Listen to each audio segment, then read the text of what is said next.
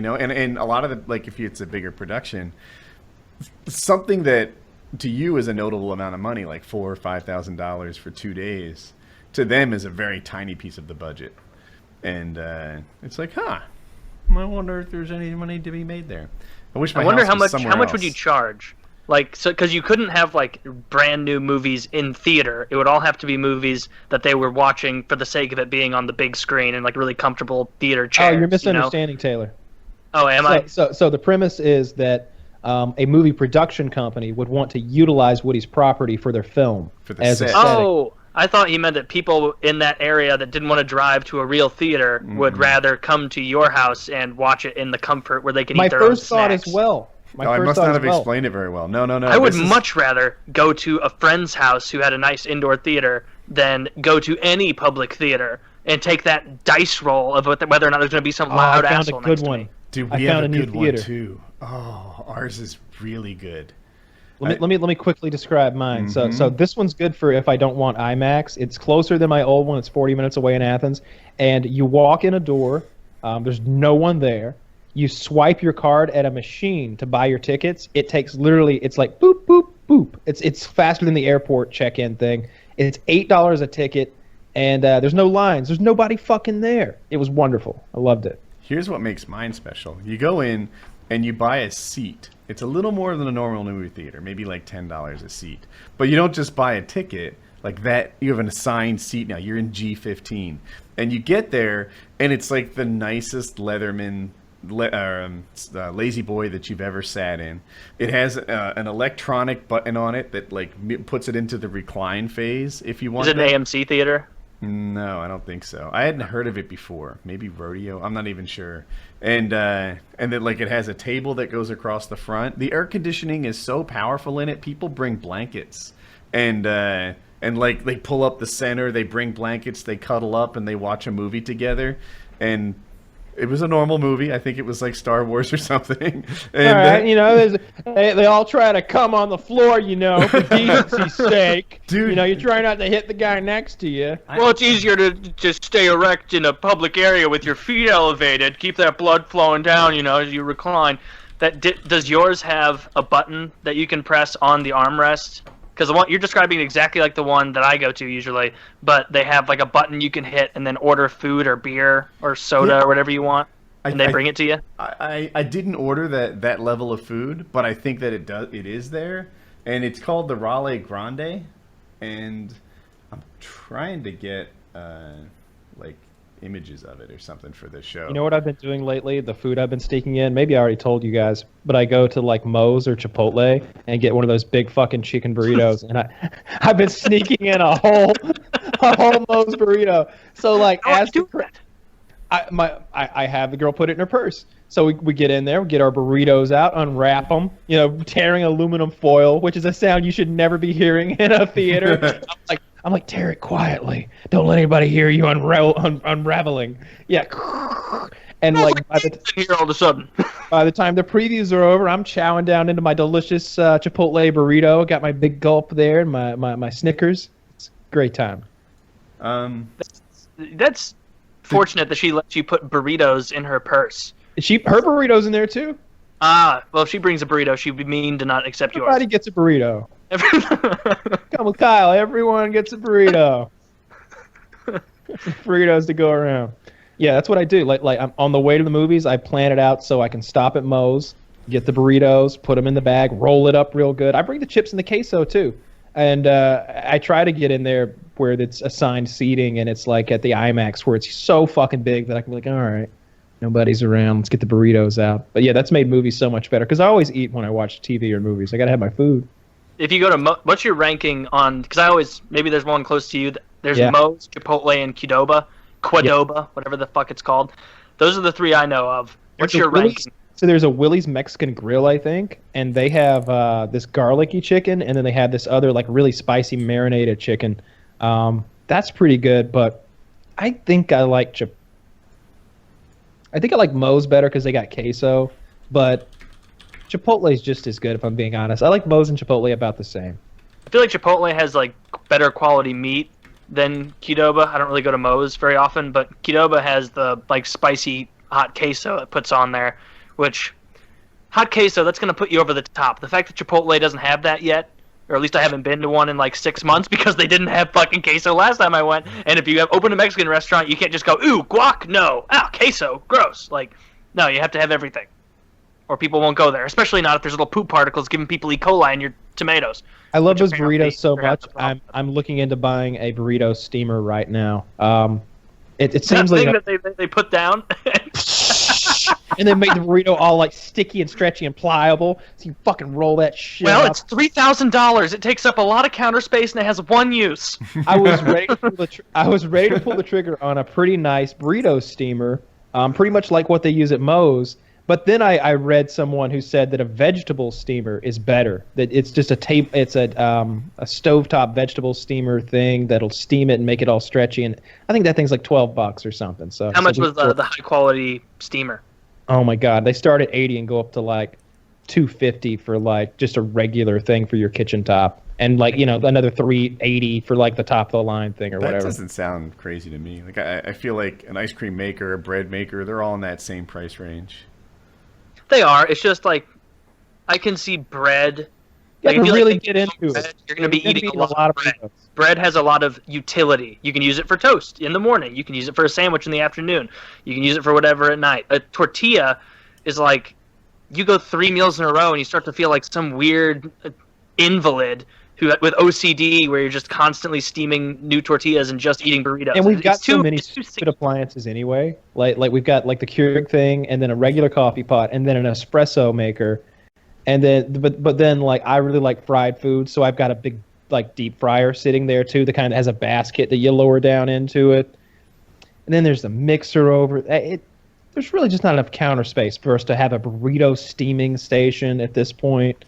So yeah. I think I'm going to get the stovetop thing. But I really like it. Much better spent on the deep fryer, because that's something that's neat to have. I replace the oil regularly because sometimes I do sweet stuff. You batter just about anything in the pancake batter, and then just fry that shit. Snickers bars, Twinkies, ice cream, butter, Oreos, anything. So good. An Oreo on the inside, when you bite in, it turns the Oreo cookie into like a melty chocolatey goo. So I've never had anything like that. I've never had deep fry, whatever. You never had a fried Oreo? Mentioned. So good. I've never even seen it. Oh. I don't. Good. Honestly, I'd rather have a regular Oreo. Because honestly, the only deep fried thing I can think of is like French fries and like McNuggets. Those aren't battered. Well, McNuggets are. So you take your Snickers and then you roll it in pancake batter with like a stick stuck in it, and then you fry it in the oil, and it turns it into this like you've had funnel cakes, right?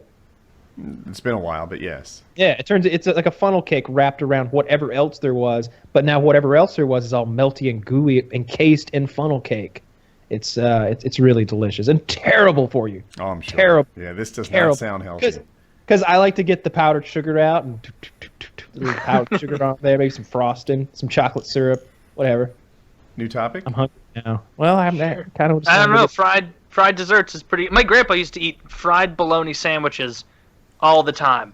Yeah, I've done that. It's better fried. Bologna is a meat that is definitely improved by frying it, because then it looks kind of like you put some effort into it. It takes it from, if you just get like that big tube of bologna and you slice it into slices, it just looks weird and almost not like real food. If you fry it, it almost tricks you into being like, oh, could that be salami? Oh, I'll believe it is. And then you eat it like that because it looks a little darker and it curls up. I'll never forget the little awkward moment I had with this old lady at a grocery store one time. I was buying some bologna for my dad. My dad gives it to our dogs. He buys that Oscar Mayer bologna in like the package, and he'll tear off a little bit, and it's like treats for his dogs. And so I'm buying this stuff. And in my opinion, bologna like that in that package is just not fit for human consumption. I don't eat it. I wouldn't eat it. I would pass it up even if I were hungry, because I just feel like it's low grade meat and I don't want it. And so I'm picking out this Oscar Mayer bologna, and there's this old lady next to me, and she's like, oh, she gets herself a package as well. She's like, I love this bologna. Put it on a sandwich with a little mustard and a little mayonnaise. Real good. And without even thinking, I went, we feed it to our dogs. Like, we feed it to our dogs. And then I was just like, ugh. And I just turned Had to and walk away. Just had to walk away. My felt real social bad. security doesn't give me enough to buy real meat. I have to have course. bologna and little bits of whatever fucking. I couldn't think of a dog food brand. God damn it. Purina. Yeah, I felt pretty bad, but it was the truth. It was just like, we don't eat this shit. We just feed it to dogs. Yeah, it's not a very good looking meat. I think it's kind of the same story as like government cheese though, where like different. my grandparents grew up both dirt poor, like didn't have running water or electricity poor in southern Missouri. And so they ate meat that they hunted and really really cheap stuff. And so now it's almost like they have a like for really really cheap stuff because they remember it fondly. Just like government cheese, a lot of people got given that, and a lot of people, like if you look up on the internet, there's a ton of government cheese recipes that people like, and they still want it because they grew up eating it. Like, What's life like without running water? Like, you have to go to a spigot that's a little further away on the farm, Mhm. and then pump it out into a pail, and then carry it back, okay. and then dump it into a big bath thing, and then go do it again. And it sounded horrible. My horrible. father-in-law grew up in a cold water flat, so he had running water, but only cold. And Yep. he was not a fan. He thought warm water was nice. Warm water Yes. is nice. Yeah. Yeah. It doesn't Warm ever water- come out of the ground warm unless you live in like Idaho or Utah or one of those mountain places. I know that we're just really babied and sensitized by our modern conveniences. But look, I just don't want to live on without hot water. I just don't. I don't think I want to survive in a world that doesn't have hot water in it. Really? Like long term, if you tell me that like for the rest of my life there'll never be another hot shower, like I guess maybe I could rig up some sort of windmill powered thing heated by the sun, or we could boil some water and have it pressurized or something. Have somebody outside pumping some bellows or something, I guess, to make like a jacuzzi. Like I guess we could make that. But barring that, if you tell me that no, it's going to be rough from now on. We're going to live inside this house. They're outside. We can't even show any signs of life. No hot water. We'll just be filthy and give ourselves cold like sponge baths. You know what? Just kill me. Yeah, I don't think I'm going to go out there and face whatever that is and just see what comes of it. I have a friend that makes a big deal, or used to, about taking cold showers, being like, oh yeah, I only take cold showers in the morning. It really perks me up, gets me ready, I feel better, feel healthier. There's studies that show fucking whatever I looked up that I wanted to find out. And I just don't understand it. I've had to take cold showers out of necessity before, and yeah, it wakes you up faster, but it doesn't put you in a better mood for the day. It makes me upset and angry, and the whole time, like I'm shaking, and my hair's all lathered up, and I like stand under there for like 2 seconds, and they go, it has to be out of there by now, right? No, not even close. Shit. Okay.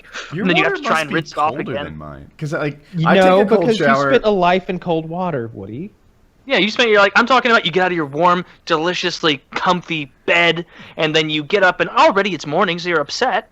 And so you have to go into the bathroom. I and love turn how you on just hate cold every shower. morning. Every Yes. morning is upset. Every morning. Every morning is a little The bit upsetting. sun's up already. I wake up Yes. and I'm like, oh, I wish it was earlier. It's already like 8 or 9 or whatever it is. Like, it'd be nice if it was 6. And I have more morning, the right? sun back away. And then when I take my shower, look, don't let me kid you and act like I'm just dumping buckets of cool on me. It usually starts warm, and I'm like, you know what? Cooler. You know what? Cooler. And it's like, I'm enjoying this. And sometimes I don't know if I take it down to full Jesus cold, but I Christ. take it down to a cold that you probably wouldn't like. My routine is very warm. So like the first thing I do is as I walk past the bathroom door to get my coffee is I turn a heater on in there. It's going to be toasty in there when I get in there. And by the time I actually get in the shower, the water's steaming and just hot as it can fucking be. And I'm just like, all right, here we fucking go again, and just like let's go in there and do my thing. But yeah, I despise cold showers. I love like scalding hot showers to the point Really like hot. you get out and your skin's kind of red, and it's probably not good for you. your like, hair that's feels probably- different. Your hair feels a little different. Maybe like my sperm count isn't as good as it should be. Whatever. That too. Whatever. I've done that I'm That's before. a comfortable in the bonus. shower. What the? So two things. One, it's easier to shave if you like run really hot water or soak in a hot bath. So like Yeah. if I'm gonna shave my pubic hair, I'll get the spray nozzle thing from the shower head, and like as hot as I can fucking take it. And this is like turning it up in tiny increments, like right on my pubic hair, so that it's like super like loose or soft, so that it'll shave easier. And then by the same rationale, while I was down there, I was thinking, could probably lower my sperm count significantly if I just turn this up a few more degrees and point it down a few degrees as well. And, just blast my balls with some scalding hot water for a few minutes as well. Just kill all the sperm, I figure. Just to be safe. That is nice about Just to my be shower. We have a separate hot water heater for that part of the house. So the shower gets warm in like 10 seconds or something. Like if like say you have your underwear on, you turn on the shower, by the time you take your underwear off, the shower's hot. Like it's seconds. I don't know, 10 seconds. Yeah, there's nothing better than a warm shower. Like if you told me that those were outlawed because Chancellor Clinton said no more warm water. She is authoritarian like that. She's all the warm water goes to the refugees. They get our all the warm waters. The Syrians have never had a hot shower, and you want to take one every day? Have a nice sand bath like they do. Yeah. Good sand scrub. Yeah, it's refreshing. We brought water hose trucks into all the white neighborhoods. Just go outside and wait for your Brace cleansing. yourselves. I've been watching Would prefer it if you're soaped up already. Guys,